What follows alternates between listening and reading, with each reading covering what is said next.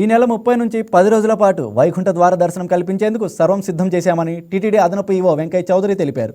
తిరుమలలోని ఆస్థాన మండపంలో ఏర్పాటు చేసిన 3 ముఖ్య విభాగాల సిబ్బంది అధికారులతో ఆయన సమావేశం నిర్వహించారు. వైకుంఠం ఏకాదశి సందర్భంగా భక్తులకు అందించే సేవలపై చర్చించారు. భక్తులకు ఎలాంటి ఇబ్బందులు కలగకుండా చర్యలు తీసుకోవాలని సూచించారు. భక్తుల పట్ల గౌరవప్రదంగా మెలిగి ప్రశాంత వాతావరణంలో భక్తులకు దర్శనం కల్పించేలా ప్రతి ఒక్కరూ సమిష్టిగా కృషి చేయాలని సూచించారు.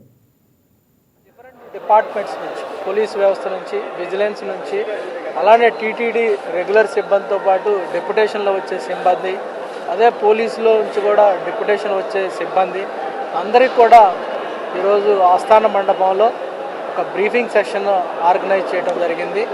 అందరూ కూడా నాతో పాటు జేఈఓ గారు, సూపరింటెండెంట్ ఆఫ్ పోలీస్ గారు, సివిఎస్ఓ గారు కూడా అటెండ్ అయ్యి ఆఫీసర్స్ అందరికి కూడా మనకున్న సిస్టమ్ ఎలా వర్క్ అవుతుంది, దాంట్లో ఎవరి రోల్ ఎలా ఉంది, అలానే అందరూ కూడా కలిసి ఎలా కోఆర్డినేషన్తో పనిచేయాలి అని చెప్పి బ్రీఫింగ్ సెషన్ ఆర్గనైజ్ చేయడం జరిగింది.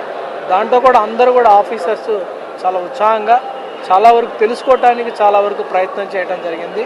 అలాగనే మనకున్న కమాండ్ కంట్రోల్ సిస్టమ్ ద్వారా వచ్చే ఇన్ఫర్మేషన్ని ఎలా ఫీల్డ్ లెవెల్లో ఎలా డిసిమినేట్ చేయాలి, రియల్ టైంలో ఎప్పటికప్పుడు వాళ్ళకి ఇన్ఫర్మేషన్ ఇస్తే ఆ ఇన్ఫర్మేషన్ ద్వారా వాళ్ళు ఎలా కోఆర్డినేట్ చేసుకొని క్రౌడ్ని రెగ్యులేట్ చేస్తారు, పిల్గ్రిమ్స్ని ఎలా రెగ్యులేట్ చేస్తూ వాళ్ళని ఎలా దర్శనానికి పంపిస్తారు అనేది పూర్తి స్థాయిలో డిస్కస్ చేయడం జరిగింది.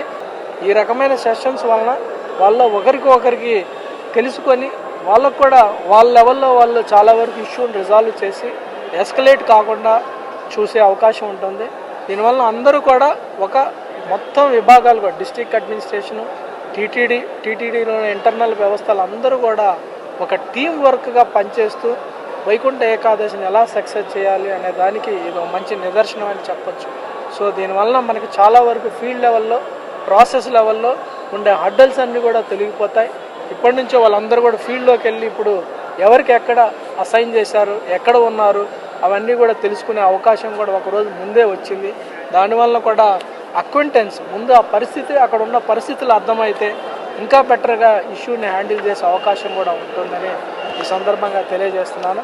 అలానే ఇప్పటికే చాలా వరకు మంచి ఫీడ్బ్యాక్ సిస్టమ్ వచ్చింది. దాన్ని కూడా మరింతగా సమర్థవంతంగా నిర్వర్తించి భక్తులకి ఏ రకమైన ఇబ్బందులు లేకుండా వాళ్ళకి గైడెన్స్ ఇస్తూ వాళ్ళకి సీమ్లెస్గా దర్శనం చేసే ఏర్పాట్లు టీటీడీ అన్ని రకాలుగా చేసిందని సందర్భంగా తెలియజేస్తూ ఈ వీడియో మీకు నచ్చినట్లయితే లైక్ చేయండి, షేర్ చేయండి, మా ఛానల్కి సబ్స్క్రైబ్ చేయండి.